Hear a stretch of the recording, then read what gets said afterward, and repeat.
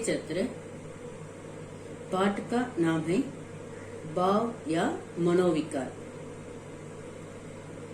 कई विषयों के बोध का विधान होने पर ही उनसे संबंध रखने वाली इच्छा की अनेक रूपता के अनुसार अनुभूति भिन्न भिन्न योग संगठित होते हैं, एकत्रित होते हैं, जो भाव या मनोविकार कहलाते हैं। अतः हम कह सकते हैं कि सुख और दुख की मूल अनुभूति ही विषय भेद के अनुसार प्रेम, आस, उत्साह, आश्चर्य, क्रोध, भय, करुणा, घृणा इत्यादि मनोविकार का जटिल रूप धारण करती है। अब हम बाकी विषय को पढ़ लेंगे। ये पिछले वर्ग में पढ़े थे, फिर भी एक बार पुनर्विकरण करती हूँ। स्थायी भाव का नाम संबंधित रस का नाम। रति प्रेम ये स्थायी भाव है, रस का नाम श्रृंगार। शोक ये स्थायी भाव है, रस का नाम करुण रस है। उत्साह रस का नाम है वीर, वीर रस। स्थायी भाव का नाम क्रोध, रौद्र रस है। आस हास्य रस है।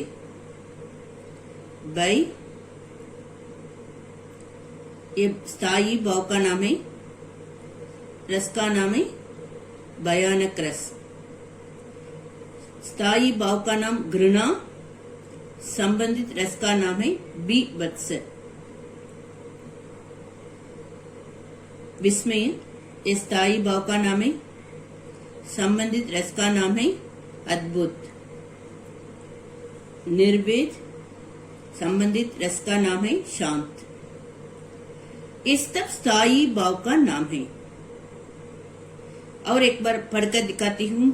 स्थायी भाव का नाम प्रेम, शोक, उत्साह, क्रोध, हास, भय, घृणा, विस्मय, निर्वेद ये सब स्थायी भाव का नाम है।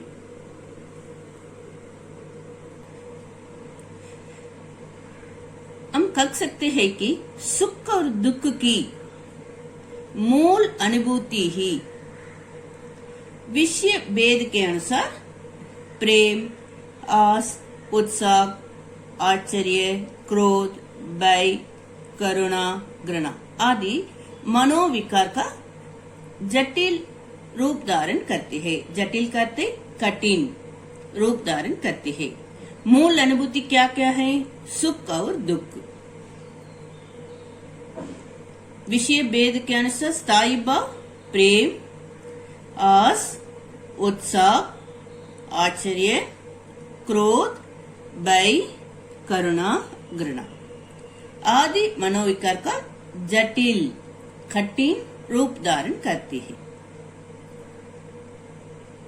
जैसे यदि शरीर में कहीं सुई चुभने की पीड़ा हो तो केवल सामान्य दुख होगा, पर यदि साथ ही यह ज्ञात हो जाएगी, ज्ञात कहते मालूम हो जाएगी, सुई चुभाने वाला कोई व्यक्ति है, तो उस दुख की भावना कई मनोविक और मानसिक और शारीरिक वृत्तियों के साथ संश्लिष्ट होकर उस मनोविकार की योजना करेगी, जिसे क्रोध कहते हैं। जैसे यदि शरीर में सुई चुभने की पीड़ा हो तो, यदि शरीर में सुई चुभे तो पीड़ा आते हैं, दर्द आते हैं।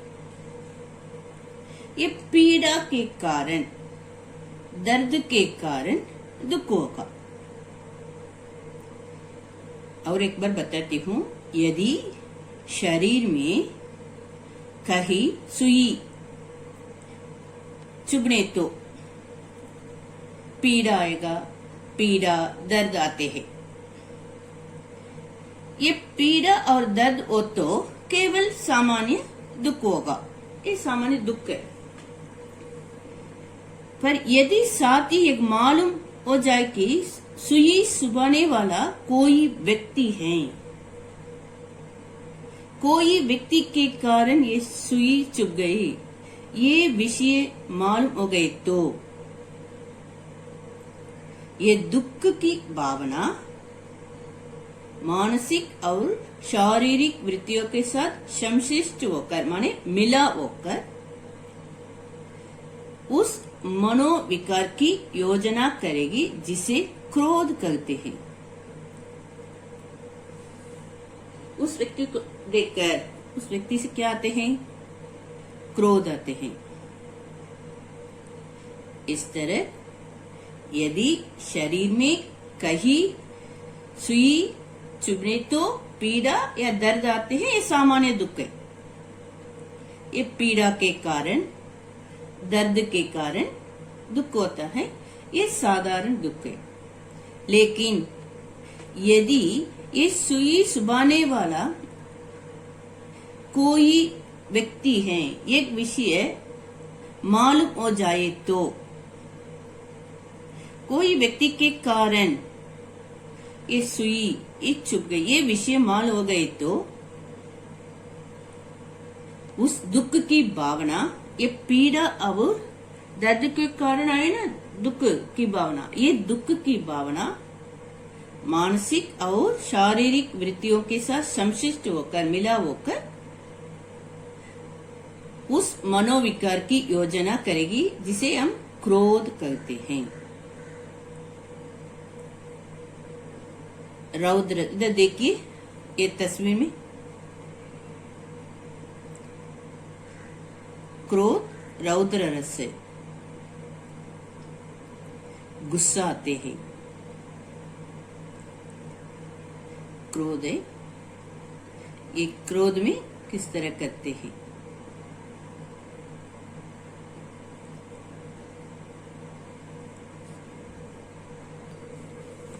जिस बच्चे को पहले अपनी दुख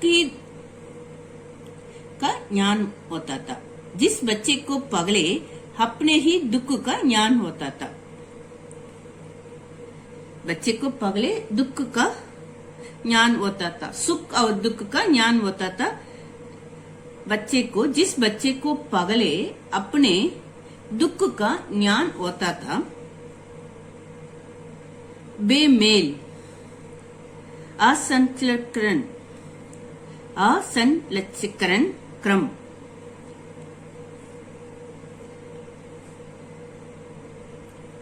असंलक्षण क्रम अनुमान द्वारा, इसका अर्थ बेमेल द्वारा उसको मालूम होता है।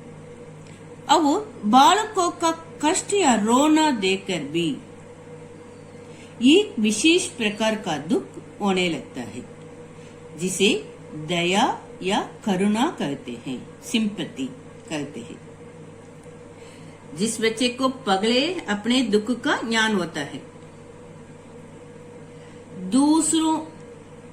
दूसरे व्यक्ति या बालकों का कष्ट या रोना देखकर एक विशेष प्रकार का दुख होने लगता है मन में, इसे ही दया या करुणा कहते हैं।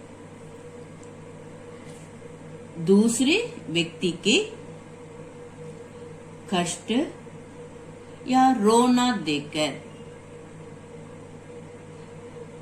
इधे में एक विशेष प्रकार का दुख होने लगता है। दूसरे व्यक्ति के कष्ट या रोना देखकर एक विशेष प्रकार का दुख होने लगता है, इसे दया या करुणा कहते हैं। इसी प्रकार जिस पर अपना वश न हो ऐसे कारण से कष्ट पहुंचाने वाला, ऐसे कारण से कष्ट पहुंचाने वाले भावी अनिष्ट जो इष्ट न हो, निश्चय से जो दुख होता है वह भय कहलाता है। इसी तरह अपना वश न हो, ऐसे कारण से भावी में, भविष्य में एक कष्ट आएगा, ऐसा सोचकर एक ऐसा कष्ट आए तो क्या करेंगे? ऐसा सोचते समय मन में दुख पैदा होते हैं, दुख उत्पन्न होते हैं, वह भय कहलाते हैं। इसी प्रकार जिस पर अपना वश न हो, ऐसे कारण से कष्ट पहुंचाने वाले भावी अनिष्ट के निश्चय से भविष्य में इस तरह हुआ तो क्या करेंगे? भविष्य में इस तरह होगा, इस तरह हुआ तो ये कैसे होगा? इस तरह सोचते समय मन में दुख होता है, इसे ही भय कहलाते हैं। बहुत छोटे बच्चे को जिसे एक निश्चयात्मकता बुद्धि नहीं होती, भय कुछ भी नहीं होता। ये बहुत छोटे बच्चे को भय कुछ भी नहीं होता। किनको? बहुत छोटे बच्चों को भय कुछ भी नहीं होता। यह तक कि उसे मारने के लिए हाथ उठाए तो भी। बहुत छोटे बच्चे को क्या नहीं होता? भय कुछ भी नहीं होता। यहाँ तक कि उसे मारने के लिए हाथ उठाए तो भी वह विचलित न होगा। बड़े होने के बाद कोई मारने के लिए आए तो क्या होता है? विचलित होते हैं। ये मारने के लिए आते हैं, इसे सोचकर हम क्या विचलित होते हैं। लेकिन बहुत छोटे बच्चे को भय नहीं होता, कुछ भी भय कुछ भी नहीं होता। यदि यहाँ तक कि उसे मारने के लिए हाथ उठाए तो भी वह विचलित न होगा। इसका कारण है कि वह निश्चय नहीं कर सकता है कि इस हाथ उठाने का परिणाम दुख होगा। ये इस तरह हाथ उठाते ना, इसका परिणाम दुख होगा, ये विषय उसको मालूम नहीं होता है। इसलिए उसे मारने के लिए हाथ उठाई तो भी वह विचलित नहीं होता है।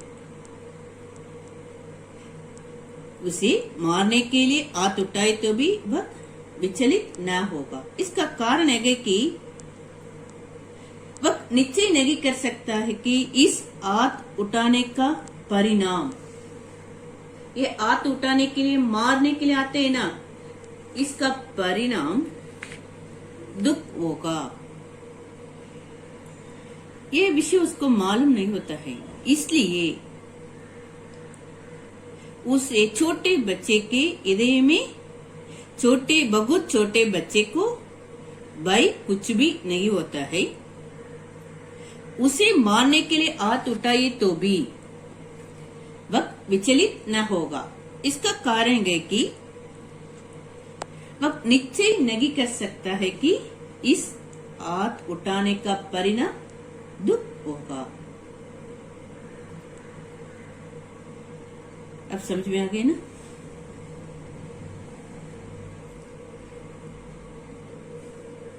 गृह कार्य। क्रोध का मनोविकार किसे कहते हैं? भय का मनोविकार किसे कहते हैं? इन दो प्रश्नों के उत्तर ये दो अनुच्छेद में है। इस प्रश्न के उत्तर को अच्छी तरह एक बार लिखिए। क्रोध का मनोविकार किसे कहते हैं? भय का मनोविकार किसे कहते हैं? इन प्रश्नों के उत्तर को अच्छी तरह एक बार लिखिए। धन्यवाद।